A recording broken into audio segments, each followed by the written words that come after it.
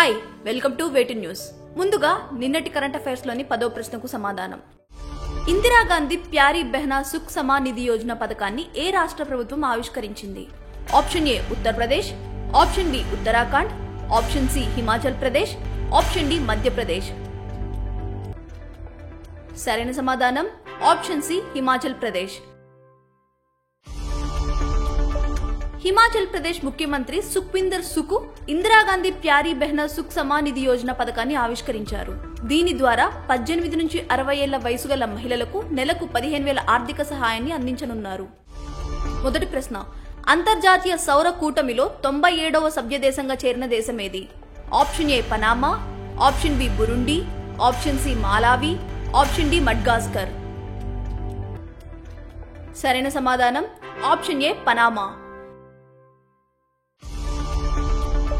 Panama అంతర్జాతీయ సౌర కూటమిలో 97వ సభ్య దేశంగా చేరింది. ఈ విషయాన్ని విదేశాంగ మంత్రిత్వ శాఖ అధికార ప్రతినిధి రణదీప్ జైస్వాల్ అధికారికంగా వెల్లడించారు. రెండో ప్రశ్న, నాటోలో 32వ సభ్య దేశంగా ఏ దేశం చేరింది? Option A Ukraine, option B Sweden, option C Malawi, option D Finland. సరైన సమాధానం ఆప్షన్ బి స్వీడన్. పశ్చిమ దేశాల సైనిక కూటమి నాటోలో 32వ సభ్య దేశంగా స్వీడన్ అధికారికంగా చేరింది. స్వీడన్ ప్రధానమంత్రి వుల్ఫ్ క్రిస్టర్సన్, అమెరికా విదేశాంగ మంత్రి ఆంటోనీ బ్లింకెన్ ఈ మేరకు అధికార పత్రాన్ని మార్చుకున్నారు. మూడో ప్రశ్న, నేషనల్ క్రియేటర్స్ అవార్డులో cultural ambassador of the year అవార్డును ఎవరు దక్కించుకున్నారు? Option A Maithili Thakur, option B Jaya Kishore, option C Pankti Pandey, option D Vinay Bhosle. సరైన సమాధానం ఆప్షన్ ఏ మైథిలి ఠాకూర్. ప్రధాని నరేంద్ర మోదీ ఢిల్లీలోని భారత మండపంలో పలువురు డిజిటల్ కంటెంట్ క్రియేటర్లకు అవార్డులను అందజేశారు. దేశంలో తొలిసారిగా నిర్వహించిన ఈ అవార్డుల కార్యక్రమంలో మైథిలి ఠాకూర్ కి cultural ambassador of the year award లభించింది. నాలుగో ప్రశ్న, ఆపరేషన్ కామధేనును ప్రారంభించిన పోలీస్ విభాగం ఏది? Option A Haryana, option B Puducherry, option C Ladakh, option D Jammu Kashmir. సరైన సమాధానం ఆప్షన్ డి జమ్మూ కాశ్మీర్. పశువుల అక్రమ రవాణా సమస్యను అరికట్టేందుకు జమ్మూ కాశ్మీర్ పోలీసులు ఆపరేషన్ కామధేనును ప్రారంభించారు. ఐదో ప్రశ్న, రాష్ట్రపతి ద్రౌపది ముర్ము ఇటీవల ఎవరిని రాజ్యసభకు నామినేట్ చేశారు? Option A Uday Kotak, option B Rajyavardhan Rathore, option C Jayaprakash, option D Sudha Murty. సరైన సమాధానం ఆప్షన్ డి సుధామూర్తి. అంతర్జాతీయ మహిళా దినోత్సవం సందర్భంగా సుధామూర్తిని రాష్ట్రపతి ద్రౌపది ముర్ము రాజ్యసభకు నామినేట్ చేశారు.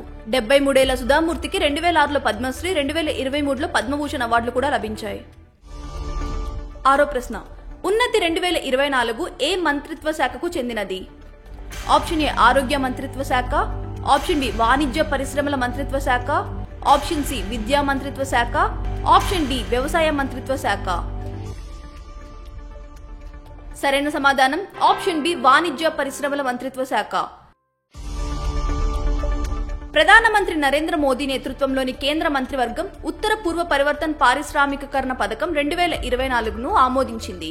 ఈశాన్య ప్రాంతంలో పారిశ్రామిక అభివృద్ధి, ఆర్థిక వృద్ధి, ఉద్యోగ కల్పనను ప్రోత్సహించడం దీని లక్ష్యం. ఏడో ప్రశ్న, Indian coast guard sea defenders 2024ని ఏ దేశంతో కలిసి నిర్వహిస్తుంది? Option A Russia, option B Italy, option C Indonesia, option D America.